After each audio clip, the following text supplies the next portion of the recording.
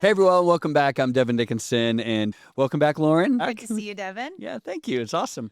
Been looking forward to doing this again and sitting down, and we've got some really great topics lined up this year, and I'm excited to get going. I love our new format. I think we've had a lot of fun, and excited to see where we can grow this, and I hope this continues to help you all, and we've got a great topic today, but I can't remember what it is. So, Lauren, why don't you refresh my Set you up. So, because it's a fun topic. So, recently, you sent a text message out that you were watching an interview with Mark Cuban talking about spending habits and the 4 spending habits of millionaires or billionaires, and it kind of got your brain thinking about how it's actually 4 very, very simple things that everybody can practice, and so that's what we wanted to talk about today.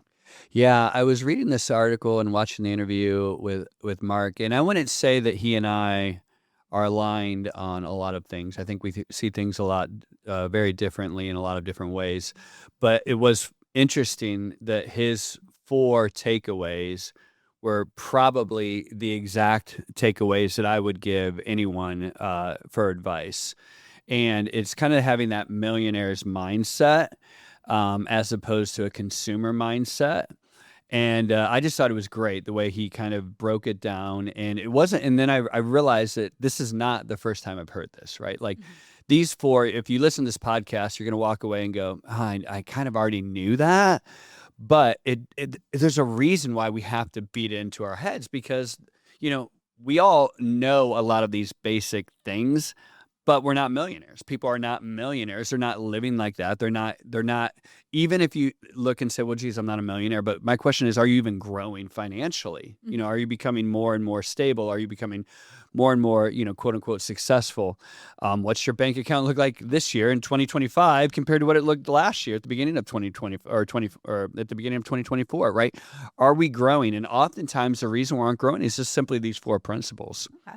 So before we get into those 4 principles, I kind of wanted to ask you a question just about spending habits in general, and that why do you think Americans or wealthy Americans spend differently than other Americans? I think it's perspective, right? I think most people have a very short-term kind of goal, like their goals are right in front of their face, right? Like they see things in the here and now, and there's always the expression paycheck to paycheck, but it's a mindset of like, what am I doing today? What do I want today? What are my goals today?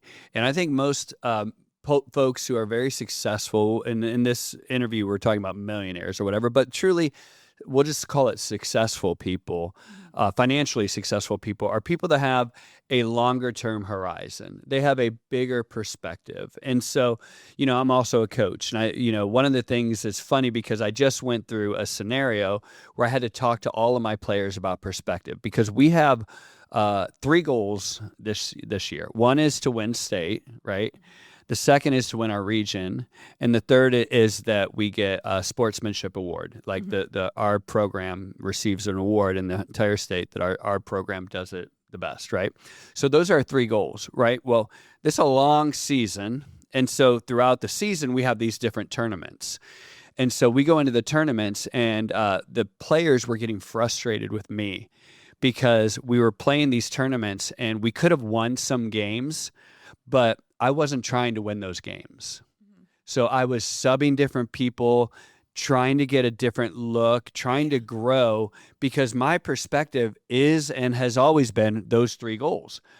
My perspective and even though today I like everything inside of you, your emotions go, your pride goes, I want to win this game. Yeah. Right. But winning that game wasn't going to help us win our long-term goal. Monkeying around with the formation in the middle of the game was going to help us win our long-term goal.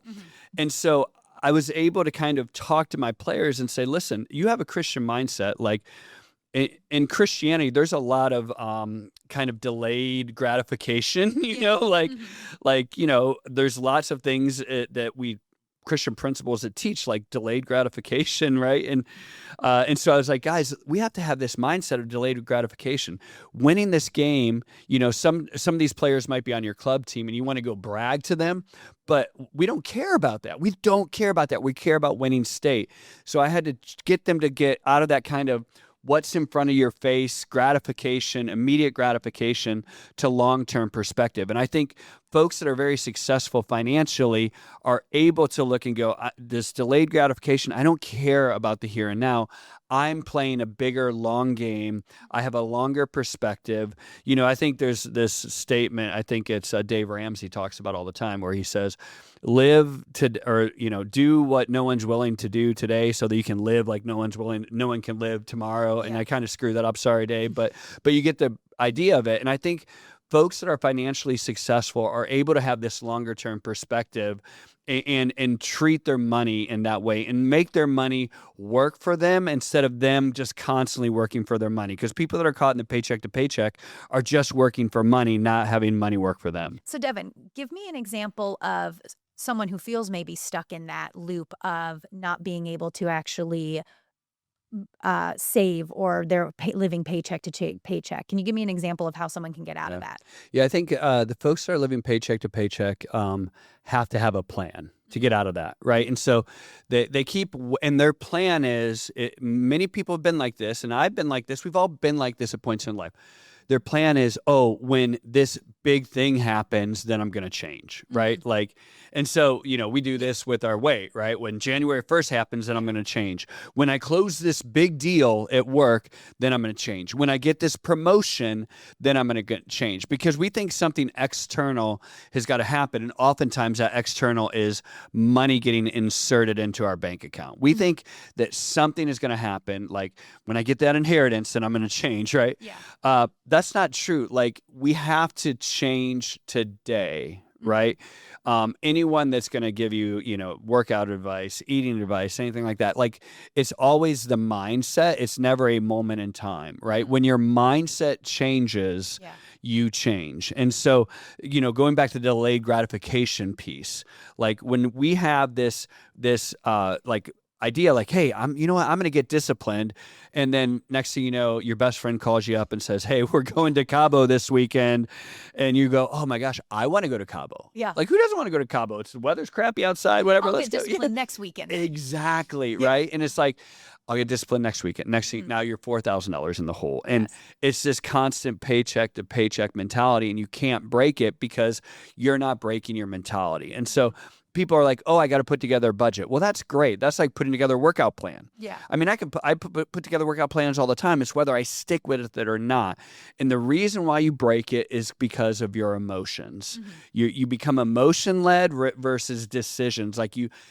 When I decided that we were going, I was going to start this business and we had these goals, I literally am my emotions raged against my decisions. Yeah. But for the most part, my decisions overrode my emotions. Mm-hmm. And it allowed me to make wiser decisions. And so right now, if you're struggling, you're going, you're probably thinking, well, Devin, that's fine. But man, I get my bonus, or when I get that income tax return, right? No, you're going to blow it, right? Mm-hmm. Because you're going to make an emotional decision rather than putting together a plan and allowing your decisions to override your emotions. Got it. So when you were younger and you're dreaming about being a millionaire, what did you think your first millionaire purchase was going to be? Or how did you see yourself spending your money? And how much has it changed now that you actually are in that situation? That's a really fun question. So I would break that down into two different categories, okay? The one category is what I wanted to do, this is I really want this for my family. And I really this is life dreams, goals. And then I have what I'll call a frivolous side, okay? And it's great because, again, thinking about things, I think we don't think about this enough, right? But, I actually broke that down into two categories. What are things that, no, when I can, I will do this, right? Versus this is absolutely 100% frivolous, and I know that it's frivolous, right? Yeah. And so I guess what happened is when we met certain goals, I did, certain rewards for for our family. For me, I always dreamed of properties. I don't know why, but like I wanted to have properties all over the world. And so the first thing we did was we bought a house on the beach in California. And it was for the family, and it was absolutely amazing. But at the same time, I could justify that in my head, not even justify it, but it was an investment. Yeah. Because, and it goes back to, just to take it back to what you were saying before, it was all part of your plan.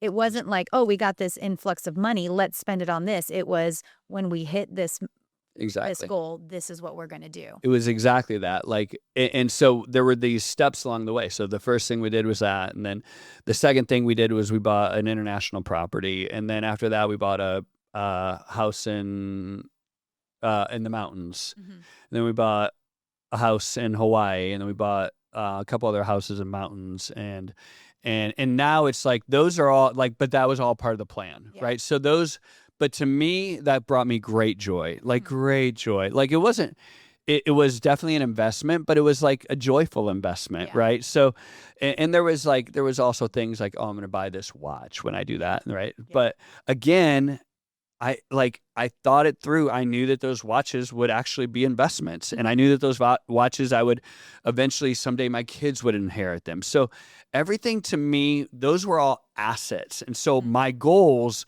what I wanted to buy was assets. Mm-hmm. And, you know, I know a lot of millionaires talk about that too, is assets versus things that depreciate. Yeah. So then I had this other category, which I'm going to call my frivolous one. Yeah.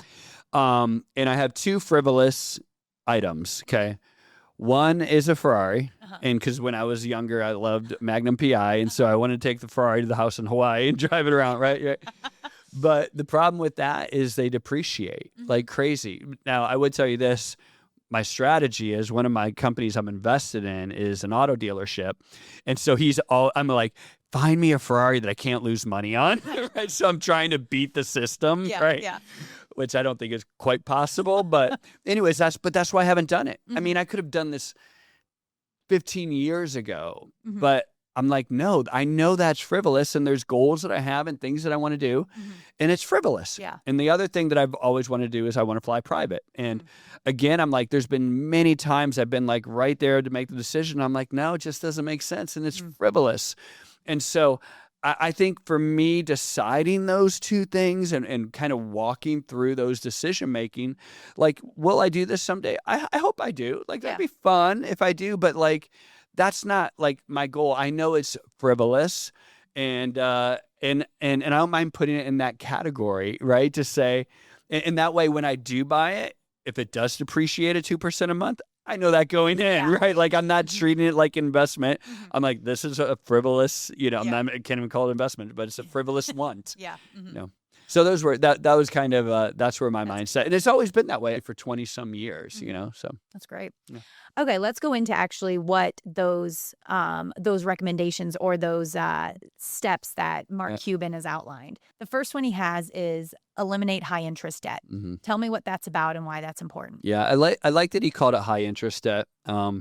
There's, people can use wisdom, and, you do have like Dave Ramsey's of the world who are like, no debt, no debt, no debt, no debt, no debt. And I don't disagree with that, right? I think especially if you're someone that has struggled with the paycheck to paycheck mentality, like, just do the Dave Ramsey thing and just like change your mindset completely, have no debt, right? But like, I like that Mark Interest said high interest debt. Yeah.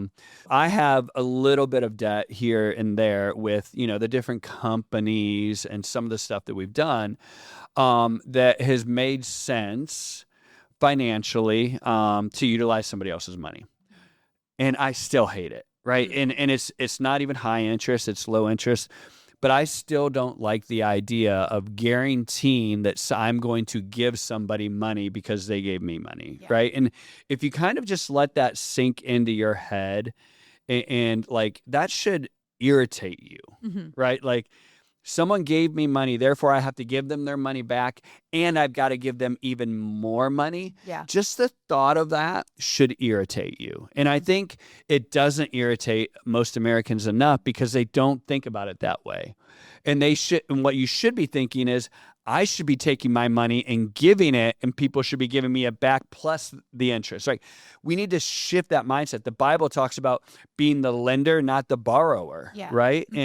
And I think there's so many people in the world that are just comfortable with being the borrower, but don't understand the ramifications. It actually says that you're like a slave to that person. Yeah. And literally you are, because you're not necessarily a slave and giving them your time, but you're giving them their money, which equals time, right? And so you become a slave to your debt.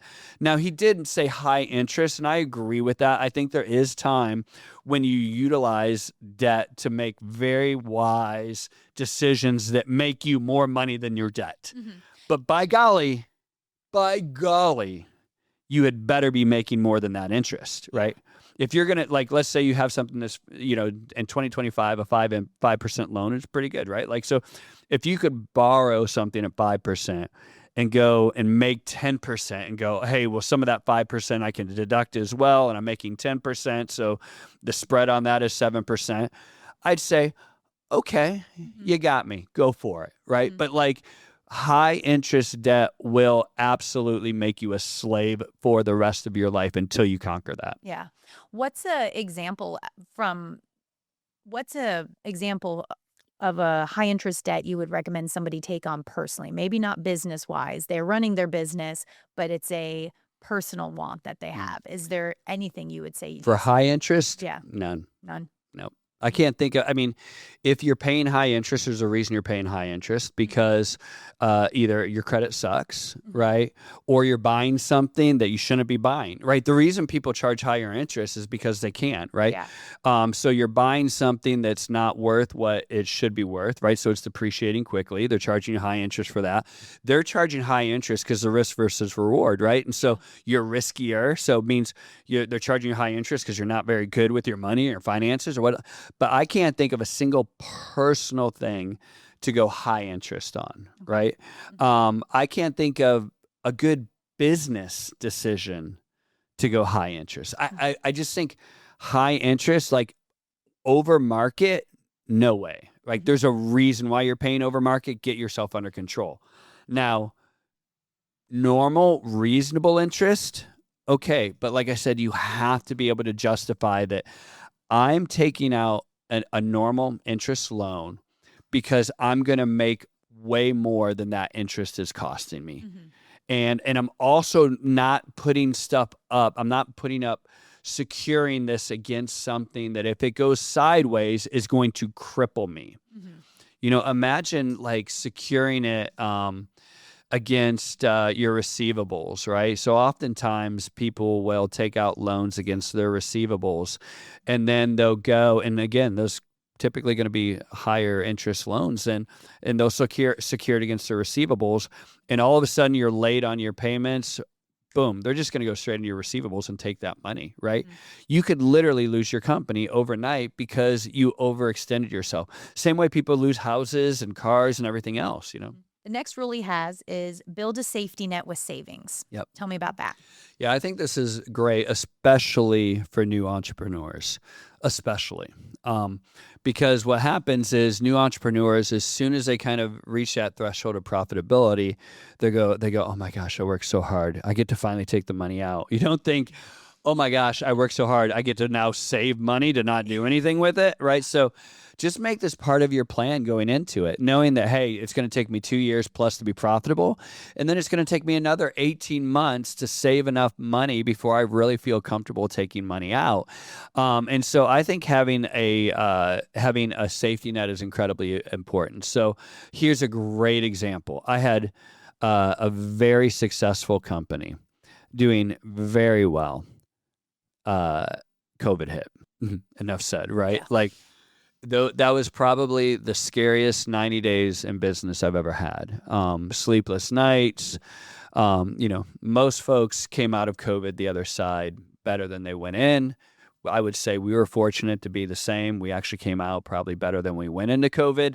But that is a reminder of why you need a safety net. Yeah. After COVID happened, we talked about it and we're like, we're always going to have liquid funds, that support our payroll and our expenses for a good, 2.5 months or so. And just for the great unknown. Yeah. And now we're wise with those funds. We invest it, right? So what's cool is like, now I'm investing. So like they're paying me interest, so like, it's not just sitting there. It's not just sitting in a bank account where I'm making 0%, but we're investing it. We're making 4.5%, 5%. Right. And so, we're even putting that money to work, but having a safety net for your business is incredibly important. And whether it's something like COVID or a key employee or you get sick, like especially folks that have like, one or two people in the company, one or two of you, if you get sick and there's 4 people in the company and something happens to you, it could be devastating, and so really having some money set aside, and this is personal as well, but like in a business, the ebbs and flows are crazy, right? Imagine having a really tough holiday season, coming out of it into a slow quarter, then you hit a recession for 2 years. That's scary, right? Like you don't want to have to lay somebody off because you have a bad month, right? Like you imagine having to let your best employee go because you haven't been shrewd enough to save enough money when people who are slow paying you or your customer, goes bankrupt. Right now we're chasing money, and I've had to do this for 20 some years, right? There's always someone that goes bankrupt. Imagine you only have 5 customers and your biggest customer goes bankrupt and they owe you $50,000. You don't have a savings, right? Next thing you know, you have to let 2 or 3 of your best employees go just because you can't make payroll, even though your company's doing great, but you didn't plan ahead. So take that one step further. Let's say from a personal level, you have substantial wealth. Why, you feel very comfortable with what's in the bank. Do you still feel like a safety net's even important then? Wow, that's a question that I ask myself often. And I've had this conversation with business partners of mine, peers, and we all kind of, none of us have come to like a real conclusion other than the fact of knowing that you have to have money liquid, right? So there is the idea of, hey, if you know that you're financially sound and you personally could go and support your business in the downside, that's called a cash call. So imagine you have 2 partners, right? And let's say, imagine that your company is, $10 million, right? And so every year you're used to making $1.5 million, right? And then all of a sudden you have a bad year and like you lose $500,000. And let's say you don't have that nest egg in the company because you and your partner say, hey, we're both financially sound. If we have to, we can always put money back in. Okay. So all of a sudden you lose $500,000, right? Well, let's say you take your money and you're super shrewd and you do a great job and you invest it really well and you're making, 10% in the market. And then let's say your partner goes and has spent it all, right? Well, I don't want to go now and take my money out that's making 10% and put it back into the company. I don't want to do that. But at least I probably can if I'm somewhat liquid. So you got to make sure that your investments are liquid. You also have to make sure you're at a point like now I take that out and I'm gonna have to pay tax on that. It's not just pulling out $500,000. It's not just pulling out my $250,000. I have to pull more of that out because I'm gonna get taxed on it to put it back in, right? So it's pretty painful even on my side, even if I was shrewd. Now imagine your partner wasn't shrewd and your partner has spent it all on Ferraris, right? Like we talked about. Yeah. And that partner can't put money in, right? Like all of a sudden now you've got to put all the money in. So it becomes very painful, especially in partnerships. And like I said, if it's just even if you're shrewd, taking money out and putting it back in is never fun and never good. So having a nice little nest egg in the company that you agree upon, you can even put it like as one of your partner agreements. Like this is how we run our company. And I think having that kind of agreement is critical because you avoid those very uncomfortable things. And I've known people that have very few people that I've known over 20 some years of doing business have never had a bad year and have not had to have a cash call, right? Mm-hmm. I think most folks over the years at some point have had to have a cash call, and those are difficult, painful experiences. Mm-hmm. So rule number 3 is be smart about spending. Mm-hmm. Yeah, and I think this applies as within your business and outside your business, right? So within your business, I only like to spend money if I can see the return on investment, a direct return on investment. And that can become very difficult. Like, let's say you're at a point where you have 20 employees and now you actually need to hire someone in HR. And you go, well, geez, how do I quantify a return on investment for hiring someone in HR? And I'm going to tell you, I don't know. Like, I can give you a bunch of generic answers, but really at the end of the day, it's very difficult to quantify some of these positions, right? Sometimes marketing is difficult to quantify. Sometimes product research and development is difficult to quantify. But I try to make sure that every time that we're investing within our company, which means investing for growth, there has to be growth that follows it, right? And so whether you can actually run your CLTV to CAC numbers and see that on a month-to-month basis, wonderful. But if you can't run your CLTV to CAC, right, and you can't pull those numbers directly because you're hiring HR or you're doing product research or stuff like that, you have to at least have these benchmarks throughout the year where you see that you're growing and can sustain that growth, or I'm sorry, that your growth is worth the investments that you're applying against your company. So I think having regular checkups against your spending in your company is incredibly important. So spending within your company has to result in ROI. Mm-hmm. Now, personal spending, like I said, I think you need to be honest with yourself and understand, am I investing or am I spending or am I living? Right. So there's several things. For me, what I've always believed is that the church I go to teaches this too, but I believe this even before I've ever heard it, is that you should give first. Right. And that's just the way I've lived my life since I was 25 years old. My wife and I made a commitment that we would give first. Right. So I think you give first, you save second, and you spend third. Okay. And that's the way we've lived. And that's the way I will always teach people. It's the way I teach my kids. And honestly, it's very difficult to screw yourself up that way, right? If you give first and then you save second, it immediately sets the patterns of your life. Mm-hmm. So the way that we have it set up, and my father taught me this principle, is he said, Devin, the minute you can get a 401k or the minute that you get a real job, if you don't have a 401k, get an IRA. And he said, as soon as you get your very first paycheck, maximize that and put it aside, because then you'll never know the difference. You'll never know you had, and you'll live accordingly, right? And so that same principle applies to giving, right? So when we were 25 years old, we gave, let's see, I think we made, I don't know, maybe $65,000 that year, $70,000, whatever it was. And so we gave $7,000, and which is a tie, 10%. And then we gave a little more to stuff that was over and above that. And we started that day. Now that has never changed. So imagine adding zeros to that number, right? And then just deciding that you're going to do it when you're 50 years old. Mm-hmm. Like like you can't even comprehend it. Like you can't comprehend giving away that money. But if you start with giving first when you're young, like when you get your first paycheck, then you've always lived that way. It's like you don't know any different, right? Yeah. And so we give first, and then we would save second. We started with the 401k, we started with the IRA, we started doing those other things, and then we would start doing other investments as well as we progressed in our professional lives. And then we would spend third. And then the spend third is kind of between those three categories, which is living, mm-hmm.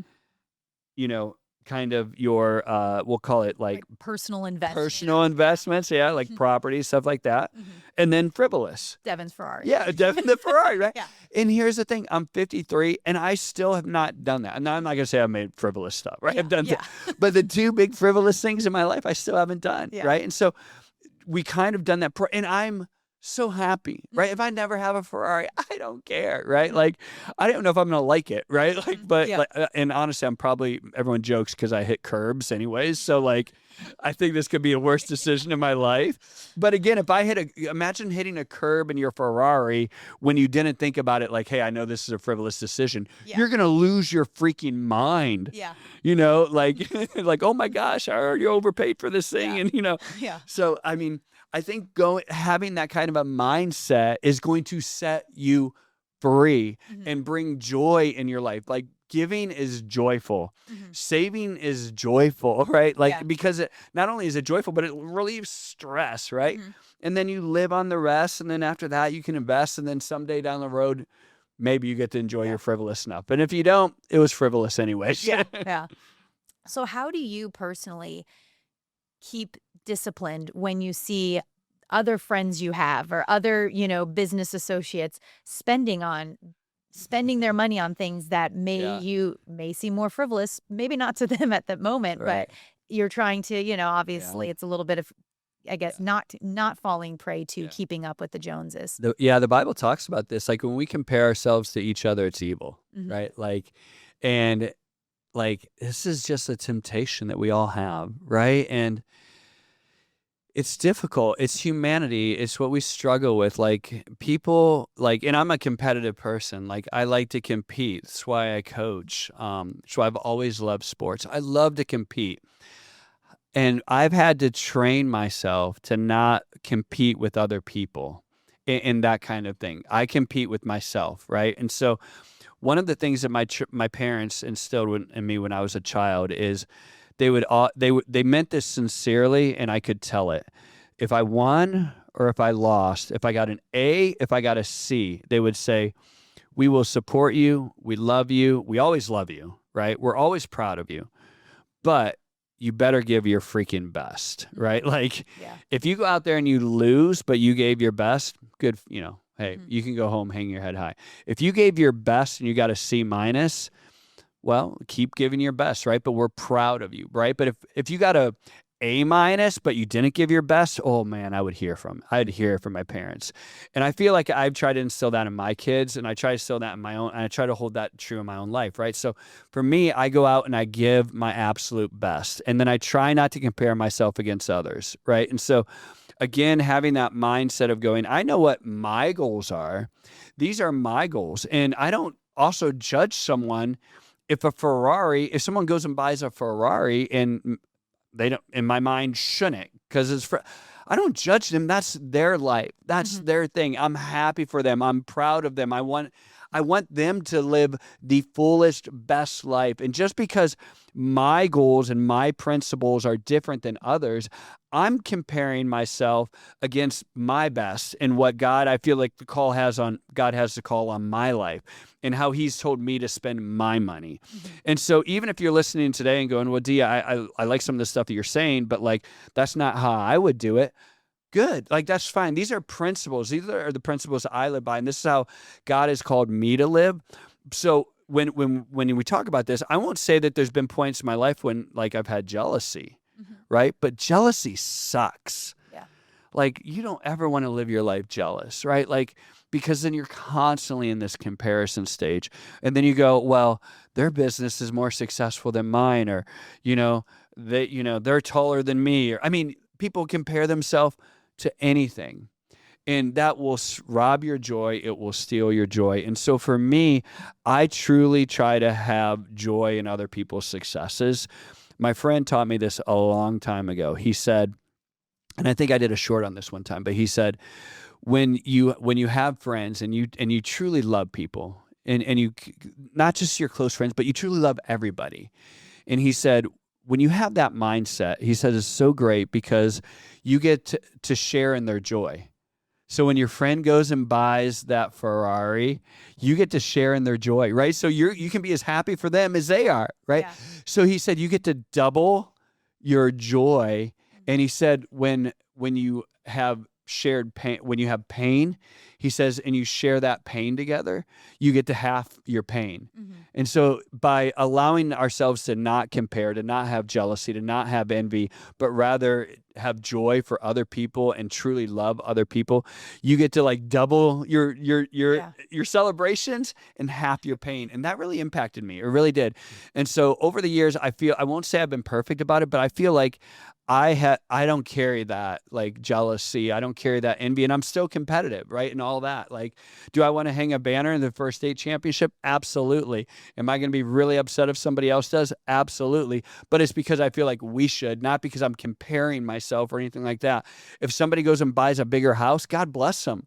Like, I'm so happy for them, right? I want them to have their dreams and achieve their dreams, and I get to share in that joy. So it's a longer answer probably than the question you asked, but I think getting that mindset is so important, especially when you're a competitive driven business person, entrepreneur, or whatever it is, someone chasing your dreams.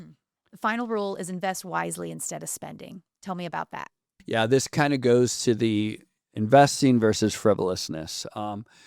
Anything that I purchase that's past just kind of living, because we have to live, right? Like, people are like, well, some people are so, they never eat out. Awesome. Good for them. If that's how they're called, they're like, because that's a waste of money. Okay. That's great. I choose to eat out a lot, but I choose to live my life how I want to live my life. But when I get past that and I go, all right, now, we're getting to the point where I'm like making like some bigger ticket items. I truly look at it and go, is this an investment or is this going to be something that's frivolous? And a pretty even dividing line is, does it make money or does it lose money, right? Cars lose money. Like, there's very few cars in the world that appreciate. Now, I do know car collectors that would totally prove me wrong. Yeah. And God bless them. They're great at that. But that's kind of their day job, right? They know how to do that. I don't know how to do that. Like, I'm going to lose money, right? So there are people that can kind of flip that paradigm. But for the most part, cars depreciate at 1.5% a month, right? So imagine saying, oh, I'm going to go pay cash for a car. And I'm going to spend $100,000 a car. So every month you lose $1,500. Actually, hold on. As soon as you drive it off, you're going to lose like $10,000-$15,000, right? But after that, you're going to lose about $1,500 a month after month after month after month after month. So, I think really understanding those mindsets, and then versus, buying a piece of property or buying, even, assets, right? Like, and people are like, oh, well, that's why I buy guns. That's why I buy cars. Okay, that's great, right? Like, I own watches, right? And those watches appreciate, but truly at the end of the day, I'm not going to go take them in and get the money back, right? Like, so I think really just kind of understanding that, is it an investment or is it something where basically once I give them this money, I'm never seeing it again? And understanding that and being comfortable is going to help you in your decision making. And I think we've talked about this before, where people that have a consumer mindset have this idea of, I need to spend this money before it's gone, right? Like, I need to spend this money on a new stereo system or a giant flat screen TV before the bills take it anyways, right? Yeah, before it disappears to your monthly electricity bill. Exactly. That's no fun. Yeah, and that's no fun. People have that mindset, but that mindset is exactly where we started the conversation, which is this, you've got to break the consumer mindset. You got to break the, I'm going to work for money instead of make money work for me. So to end the podcast here, I want to know, what's one piece of advice you'd give individuals who want to start managing their money more like a millionaire? Yeah, I would go back to the very beginning, right? Put together a plan, get your emotions under control. Realize that we're emotional people. Figure out what your issues are, right? Like, and say, like, my issues are, that I, on payday, overspend, because I'm a shopper, right? My issues are that, 2-3 times a year, I go on vacation to Vegas and money becomes unreal to me and I spend like a millionaire in Vegas, right? Yeah. And really kind of getting your emotions under control and living your life according to decisions as opposed to emotions. And, we were talking about this story before the podcast even started today. But it's something that plagues people, right? Like you think, well, I'm past that. Like I'm past my emotions. But I was sharing this article that I had read because one of my frivolous thoughts is I want to fly private. And so I was reading this article about jets, and it was talking about like at McCarran Airport, whatever it is called in Las Vegas, like the Las Vegas International Airport, there's basically more private jets than anywhere in the world. And the article is funny because it was talking about how people that own jets will actually go and lease a jet that's nicer when they fly to McCarran Airport because their jet's not nice enough. Right? So they don't want their junky jet parked next to the brand new jet, right? Yeah. So rather than, fly their jet, which is super cool in Columbus, Ohio, right? But they can't take that to Vegas and go and park it next to the, the jet in Vegas, right? So they go and rent this. And so it's like their emotions are getting control of them. Into the jealousy, the comparison. Absolutely, right. And they're like, and as you're listening to this, you're like, those people are morons. They're ungrateful. They're, but we're like, all of us are the same way. Like it's just a degree. It's where you're at in your life. And until you break that mindset, that person is as shackled as the average consumer is, right? It's just because they haven't been able to break that mindset. You can't even have joy in enjoying your private jet, right? So, I think getting that mindset, getting your emotions under control and understanding this is the plan that I and God have for my life, right? This is what I'm working towards. This is what I believe God has for me. This is where I'm going. And just enjoying that and being satisfied and then making the most of it. I think you're really going to find joy in that. Perfect. Well, thank you, Devin. Great. This was a fun one. Thank you.